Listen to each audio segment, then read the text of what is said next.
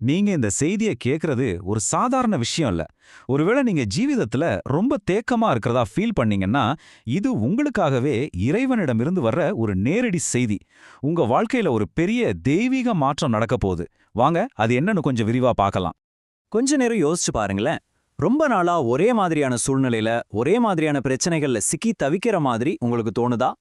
நீங்க போடுற முயற்சிக்கு எந்த ஒரு பலனுமே இல்லையே, வாழ்க்கையில ஒரு சின்ன முன்னேற்றம் கூட இல்லையேன்னு உங்களுக்கு தோணிருக்கா? எவ்வளவுதான் முயற்சி செஞ்சாலும் வாழ்க்கை நகரவே மாட்டேங்குது, ஒரே இடத்துல நின்னுடுச்சு அப்படிங்கிற ஒரு சோர்வான உணர்வு உங்களுக்குள்ள இருக்கா? இந்த உணர்வையெல்லாம் நீங்க அனுபவிச்சிருந்தீங்கன்னா, ஒண்ணே ஒண்ணு மட்டும் நல்லா ஞாபகம் வச்சுக்கோங்க. இது கதையோட முடிவு கிடையாது. இப்போதான் நம்ம பார்வைய மாத்த வேண்டிய நேரம் வந்திருக்கு.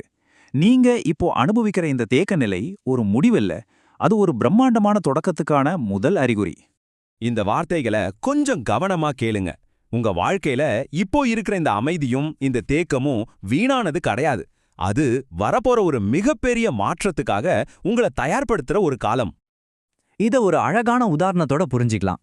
ஒரு பெரிய மழை வர்றதுக்கு முன்னாடி வானம் எப்படி எக்தம் அமைதியா எந்த அசைவும் இல்லாம இருக்குமோ, அதே மாதிரி தான் ஒரு மிகப்பெரிய ஆசீர்வாதம் உங்க வாழ்க்கையில வர்றதுக்கு முன்னாடியும் எல்லாம் அமைதியா தோணும். இது ஒரு அழிவோட அறிகுறி இல்ல, ஆசீர்வாதத்தோட அறிகுறி. சரி, உங்க கண்ணுக்கு தெரியாத இந்த அமைதியான நேரத்துல திரைக்கு பின்னாடி உங்களுக்காக என்னவெல்லாம் நடந்துட்டு இருக்கு தெரியுமா? வாங்க பார்க்கலாம்.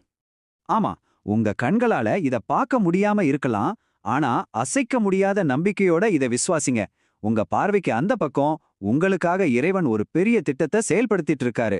நீங்க ஒருபோதும் தனியா இல்ல. பாருங்க, உங்களுக்காக என்னவெல்லாம் வரிசையில காத்துட்டு இருக்குன்னு. நீங்க கனவுல கூட நினைக்காத ஒரு இடத்துல இருந்து ஒரு நல்ல செய்தி வரப்போகுது. நீங்க யோசிக்காத வழியில ஒரு புது வாய்ப்பு திறக்கும். வருஷ கணக்கா காத்திருந்த ஒரு பதில் திடீர்னு உங்க முன்னாடி வந்து நிக்கும். இதுவரைக்கும் ஏற்பட்ட எல்லா தாமதங்களும் இனி மின்னல் வேக முன்னேற்றமா மாறும். நீங்க கற்பனை செஞ்சதை விட பல மடங்கு பெரிய ஆசீர்வாதங்கள் உங்களை தேடி வந்துட்டு இருக்கு. சூப்பர். இப்போ வரப்போற இந்த ஆசீர்வாதத்தை முழுமையா வாங்கிக்க நாம நம்மளை எப்படி தயார்படுத்திக்கணும்? அதுக்கான ரொம்ப முக்கியமான 3 விசுவாச படிகளை இப்போ பார்க்கலாம். இந்த 3 விஷயம்தான் உங்களுடைய அடித்தளம். முதல்ல நம்பிக்கை.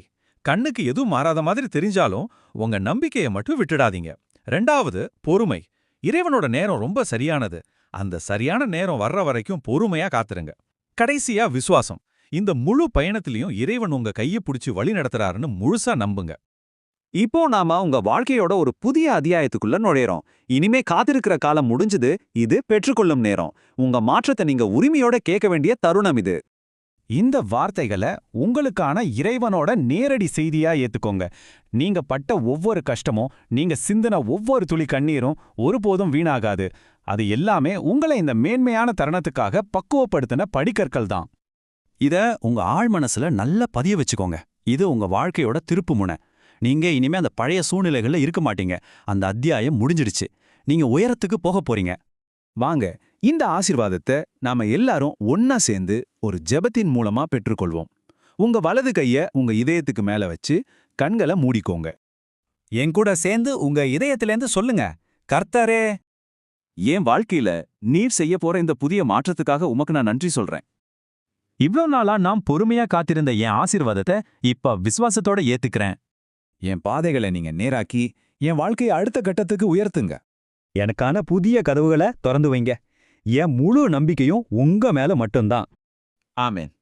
இந்த ஜெபத்தை நீங்க முழு மனசோட செஞ்சிருந்தா உங்க மாற்றம் இப்போதே தொடங்கிடுச்சு. வரப்போற இந்த புதிய ஆசீர்வாதமான அத்தியாயத்தை நீங்க உண்மையா நம்புனா உங்க வாழ்க்கையில என்னவெல்லாம் சாத்தியமாகும்னு ஒரு நிமிஷம் யோசிச்சு பாருங்களேன்.